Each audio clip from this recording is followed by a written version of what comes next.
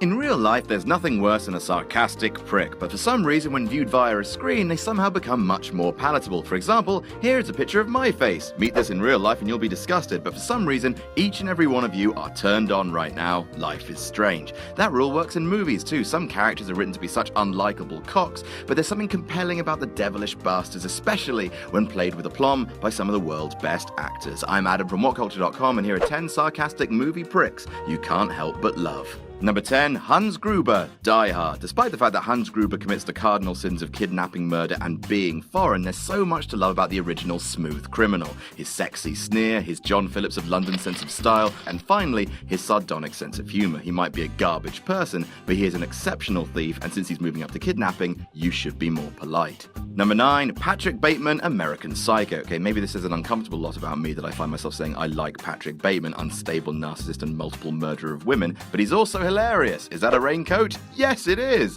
From the constant soliloquies about the best restaurants, the best tailors, the best business cards, and the best cocaine, to the consummate put-downs of his mates, he may be terrifying, but our Paddy is just too entertaining to be completely hateable. Number 8, Hannibal Lecter, The Silence of the Lambs. Hannibal the Cannibal is so endearing that he's never been the main villain of a movie he starred in, not even the first one. He's always been the, he's alright, kooky best friend, albeit one that's got a boner for people brisket. He's one of the most charismatic villains of all time, dripping with erudition and composed with a stillness that's almost hypnotizing. I do wish we could chat longer, but he's having an old friend for dinner.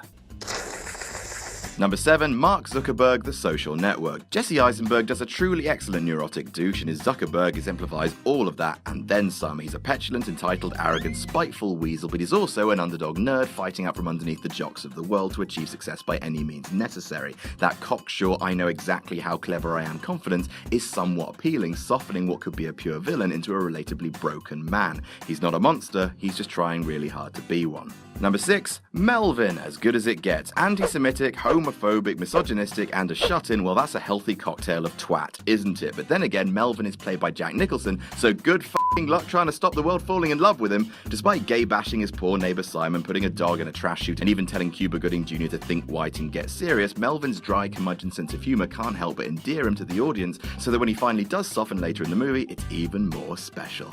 Number 5, Malcolm Tucker, In the Loop. He is the Michelangelo of swearing and the Shakespeare of being an aggro prick. Malcolm Tucker, the spin doctor of Her Majesty, reaches peak sarcastic beauty in The Loop, the movie spin-off of Armando Iannucci's fantastic The Thick of It. He's virulent, caustic, and in a state of constant verbal violence, but he never ever crosses over to the point where you dislike him. Allow me to pop a jointed little bonnet on your purview and ram it up the shitter with a lubricated horsecock.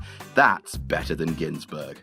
Number 4, Otto, A Fish Called Wanda. A Fish Called Wanda is the second best British comedy of the 1980s, losing only to With Nail and I, and there's not a lot in it. What makes Wanda so fantastic is its characters, from dog lover and multiple dog slayer Ken to the manipulative but caring Wanda, but best of all is Otto, played with perfect stupidity by Kevin Kline. An oaf who thinks he's infinitely clever than he actually is, Otto's sarcastic sense of humour occasionally eludes him, but there's no doubt he's a deeply lovable Oscar-winning prick. Just don't call him stupid. Number 3, Dignam, The Departed. When the trailers for The Departed first hit, if someone told you that Mark Wahlberg was going to walk off with the entire movie, you'd have hit that person with your car because God hates liars. But damn, Dignam, the sarcastic asshole, manages to not only generate the biggest laughs in the film, but also be one of the few that walks out with his life. Everyone in the movie thinks that Dignam is a prick, and he is, but he's the kind of prick you need on your side. Do you disagree? Maybe. Maybe not. Maybe f*** yourself. Number 2, The Dude, The Big Lebowski. Okay, maybe prick is too strong a word for the dude, but he manages certainly to annoy the piss out of all the thugs who try to rough him up, even when he's midway through being drowned in a toilet. If you actually knew the dude in real life,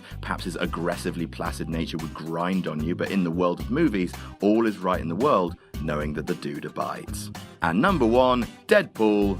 Deadpool. Sure, Deadpool is technically the hero of his own movie, but he's also definitely a sarcastic prick. He's the man that said to the blind lady who took him in, I buried 1,600 kilos of cocaine somewhere in the apartment right next to the cure for blindness, good luck.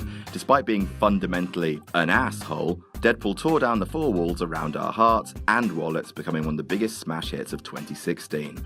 And that's our list. Did we miss any out? Tell us about it in the comments. Don't forget to like, share, and subscribe. You can follow me on Twitter here. I'm Adam from Whatculture.com, and I'll see you soon.